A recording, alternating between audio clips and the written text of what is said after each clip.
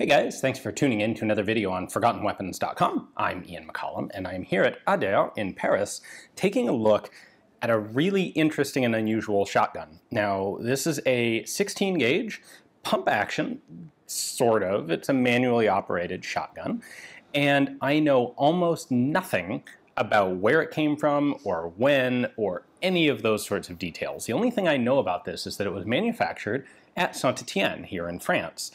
It does have a St Etienne proof mark on it, but as for the name of the designer, how many were made, exactly when it was made, I have no idea. Now, normally, if I didn't know at least that sort of basic information about a gun, I wouldn't be putting together a video on it, but this has a very cool operating system that I have not seen anywhere else, and I want to show that to you guys. So let's bring the camera in here and let me show you how this thing works, because it's really funky and cool.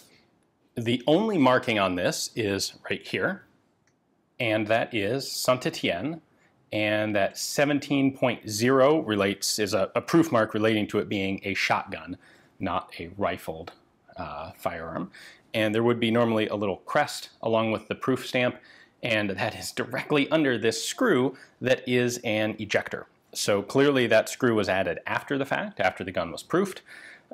Whether that indicates that this is a prototype where they proofed the gun and then had difficulties and continued to work on tweaking it, maybe.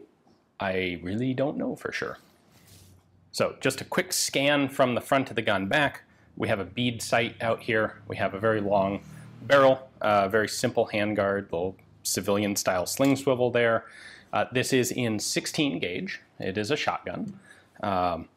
This is the funky part. However, the stock, you'll notice, has this metal rail on the bottom. This is actually the magazine. So there is a little trap door back here that opens up as a magazine tube. Now it's a little unclear to me exactly how the magazine functions.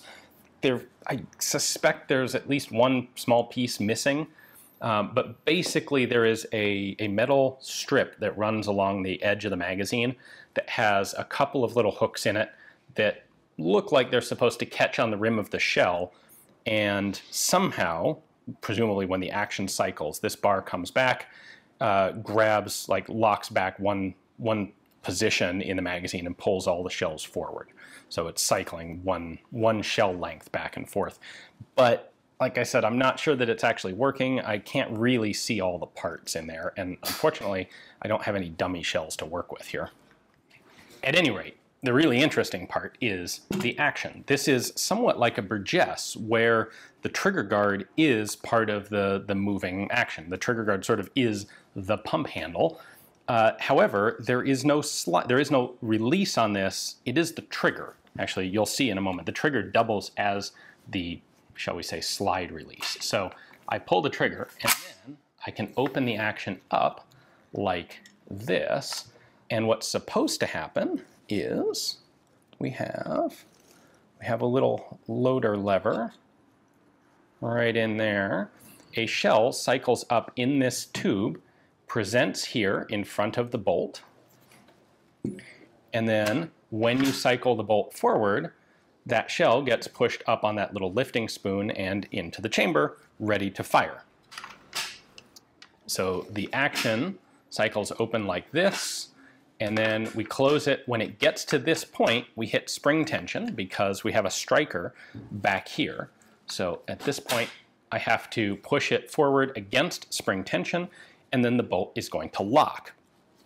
At this point, it's cocked. It's ready to fire. If I want to fire it, I can just pull the trigger. Pulling the trigger also doubles as the release, allowing me to pull this back and unlock it. However, just because this is loose doesn't mean the gun's unlocked, because the bolt is still in battery. And so as I pull this open, I have to hold the trigger to do it, which is really unnatural feeling. I'm cocking the striker right there. When the striker is fully cocked, you'll notice it's going to lift up like that. That has unlocked the bolt, and I can now pull it back, and you'll notice as soon as the bolt comes out, you see it snap quickly. That's because we're decocking the striker when the bolt actually opens. So I can make this a little clearer. Once this is all the way open, I can actually just take this piece and rotate it like so, and this whole thing just comes off. Now there is a rotary lever out here, and that controls this little pin right there. So disappears and extends. I'm pretty sure this has to do with the feeding system, the magazine system. I suspect it is a magazine cutoff, allowing you to prevent one from coming out from the magazine so that you can single load a shell instead. But again, I think there's something missing here because in its current incarnation, this pin does nothing at all. Anyway, the block right here is actually part of our striker system. And then we have two functions down here connected to the trigger. So when I pull the trigger, this lever drops. That is the lock that prevents me from sliding this backwards. And this bar lifts up. That is the trigger, the actual firing trigger. So going back to the gun, we'll pull the bolt out in a moment, but first we have a little sear right there. That is what this trigger right there, that pushes this forward, which releases the striker and fires the gun. So that's how it actually fires. Now, once I've taken the trigger guard assembly off, I can just pull the bolt straight out the back of the receiver. This looks like it would be a fairly economical thing to make, especially because, as you can see, there's a seam right here. So the upper receiver with the barrel is a separate assembly from the lower receiver, which is essentially the magazine feed system. On the bolt, we have, it's pretty simple here, we have an extractor on the side, a guide lug on the top, and we have a spring-loaded striker right there. So I mentioned that this lug is part of the system that actually locks onto the striker right there. So when I pull this back, I am actually I'm holding the firing pin out of battery so that it cannot fire while I'm opening the system. So that's an important safety element. Now the locking system on this, we have a locking shoulder right here, which locks into this surface right under my finger there. So essentially the back of the receiver, this is going to drop down and lock in place. And when you open it, it's going to lift up and come back. Now, I told you this was the firing sear. If I push that forward, this little lever drops down. That is going to be holding on this surface, and that will cause this to snap forward, firing pin protrudes, and the gun fires. Reassembly is very simple here as well. We're just going to slide that back in, and now I can show you this actually locking. This goes in like so, and then it just pivots into place.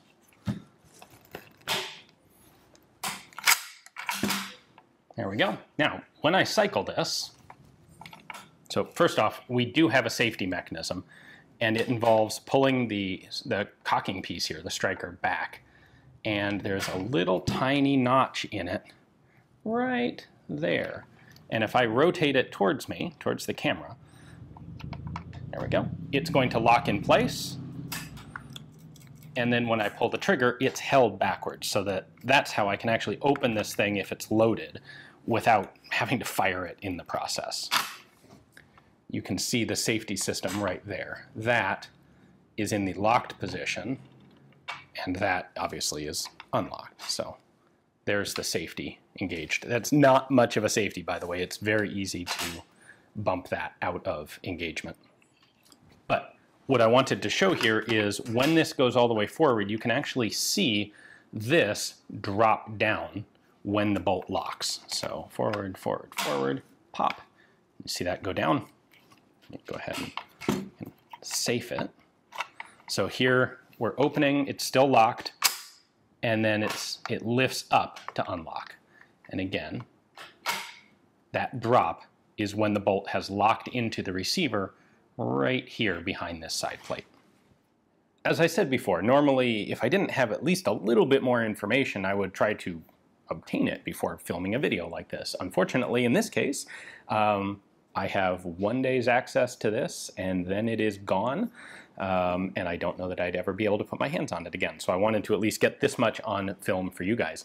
If anyone is familiar with this system, if you know where it came from, when, how many of them, other variations, please do comment down below. I'd love to hear from you. Love to find out a bit more about this. That's about all I got. Hopefully you guys enjoyed getting a chance to take a look at this. Thanks for watching.